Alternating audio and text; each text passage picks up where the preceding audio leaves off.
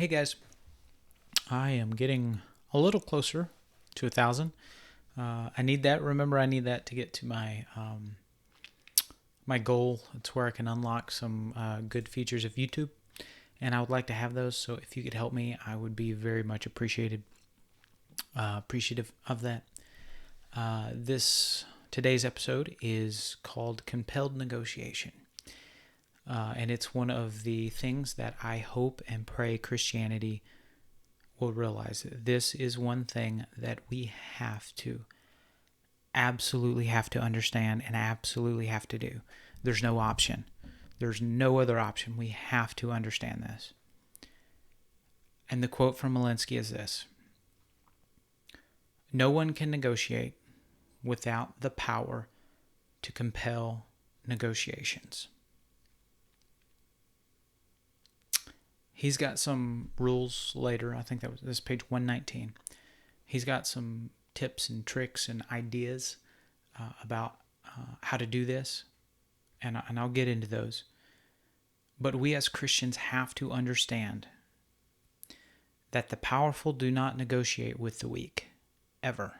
The powerful dictate terms. You have to have power in order to compel negotiation, meaning you have to be strong enough that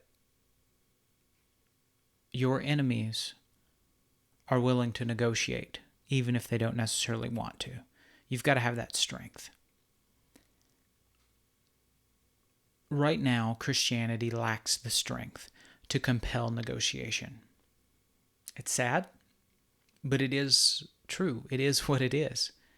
We could have stopped abortion 20, 30, 40 years ago. But Christianity lacks the strength, lacks the will to do what is necessary to stop it. We could easily have rallied at our state capitals for weeks on end. We could easily have had mostly peaceful protests all over the United States, and this thing would have been over and done with. They would have overturned it. They would have sent it back to the states, and every state would have decided for itself whether or not to murder babies. And the answer would have been no. They wouldn't have done that. And that's what you find. That's one of the reasons why the left uses the judiciary instead of the legislative body. Because any time you put their ideas to popular vote, people are like, wait a minute, that's horrible. But they do it through rioting. They do it through never-ending assaults and attacks and lies. And Christians have failed to understand that to negotiate, you have to have some power. And they have way more power than Christians do in the United States, right? And I get a lot of flack for saying that because people are like, oh, no, they don't. They do not. And they show up. This is my argument. They show up and they're hurt. And we don't show up and we're not hurt. Who has the power? Right? Who has the power? We're like, to get a paycheck, you have to show up to work. Christians haven't showed up to work in 30 years. And so therefore, we haven't gotten a check. And the left has showed up to work. They're very diligent in understanding that a republic, a democracy, means that you're the leader. And that you have to make your voice heard. It's not good enough just to go to work and go to church and go home. Sometimes you might have to drop by the Capitol. And you might have to do it for an extended period of time. But you've got to have the power to force the government to listen to you. In the recent weeks, I have seen what that power looks like. And I have noticed that the Christianity in the United States is impotent. We don't have the power to do that right now. We don't, not at all. Because our leaders are not willing to take that step. Why? Because they're scared. I've spoken with leaders in Christianity in high places, and they are terrified. Why? Well, they couch it in the terms like, and this is one of the biggest hedges. I don't think the church should be involved in politics. And that is promoted by the left because that's the best thing in the world. Because what the Christian leader just said is, I don't believe that Christ should have a voice outside of the four walls of the church. And that's been the position of Christianity. And we've watched, like, over the past 20 years, the deterioration, the absolute erosion, right, of not just fundamentalist Christianity, but even moderate Christianity is gone. Like, they've totally surrendered. The majority, I wouldn't say the majority, but much of the Christianity in the world today, millennials and down, is a pseudo religiosity, maybe,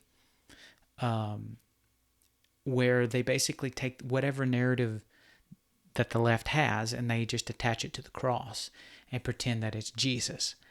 And this happens, I'm part of conservative Christianity, and I would say there's probably, of the conservative Christianity, it's probably at 25 or 30% of conservative Christianity. And it's all a result of the lack of organization, the lack of will to step up and be heard. We lack a power base to amplify the voice. So, I mean, you say, but churches, but there's only a few churches, that are actually willing to do that. In California, they're finally starting to kind of push on the government a little bit and say, hey, we really do like to do home Bible studies. Would you please let us do it?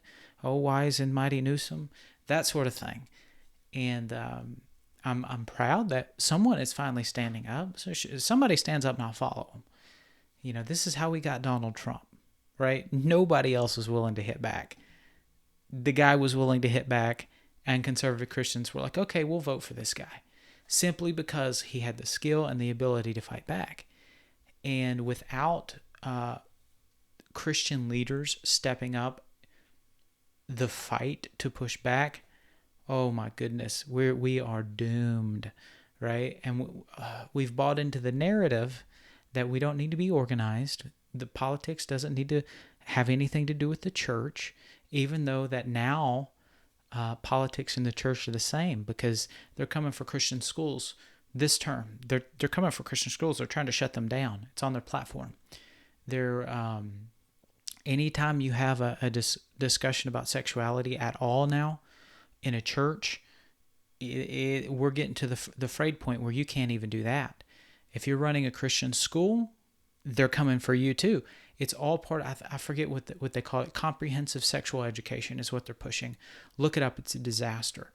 And Christians lack a voice because our major denominations, major organizations are scared to death to say something, because they know that the numbers that they show being Christian are about a third or 40% too high.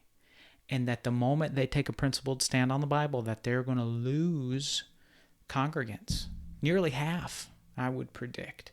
And nobody wants to do that because that's a lot of revenue coming in, right? And so you've got watchmen who've been bought off and who are scared, and then they'll run and they'll twist the Bible to pretend that they don't need to address the world. I see this all the time, and it really pains my soul because it's going to be interesting when we all get to heaven and we look at God and he's like, oh, wow, y'all are in a republic, huh? Yeah, how did you govern?